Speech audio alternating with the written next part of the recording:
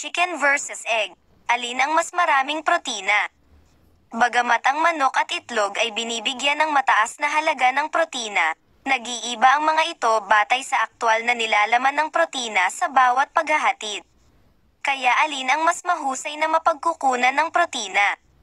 Nutritional facts ng 100 gramo chicken. 1.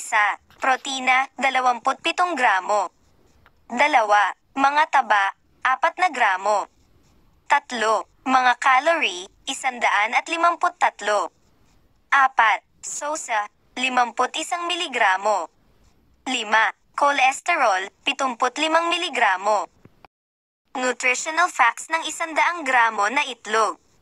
1. Protina, 13 gramo. 2. Mga taba, 11 gramo. 3. Mga calorie, 155. 4. Sosa, 124 na miligramo. 5. Cholesterol, 373 miligramo. Parehong manok at itlog ay isang mababang calorie at mataas na opsyon sa protina. Gayunpaman, ang chicken ay naglalaman ng dobling dami ng protina kaysa sa mga itlog sa bawat paghahatid, na lumalabas bilang isang malinaw na nagwagi.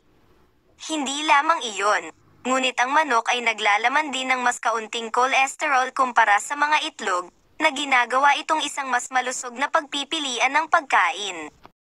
Nutritional value ng egg. Gayunpaman, ang mga itlog ay nagtataglay ng maraming iba pang benepisyong pangkalusugan, at hindi dapat ibukod sa iyong pang-araw-araw na dieta. 1. Ang mga itlog ay naglalaman ng maraming riboflavin o vitamin B2, na tumutulong sa pagpapabuti ng iyong metabolism. 2. Ang mga puti ng itlog ay isang mayamang pinagmumulan ng vitamin D, B6, B12 at mga mineral tulad ng zinc, iron, at copper, na lahat ay mahalaga para sa maayos na paggana ng iyong katawan. Kahit na ang manok at itlog ay halos pantay na malusog, ang susi sa tamang kalusugan ay kumain ng lahat ng gusto mo ngunit sa katamtamang paraan. Disclaimer: ang nilalamang ito kasama ang payo ay nagbibigay lamang ng generic na impormasyon.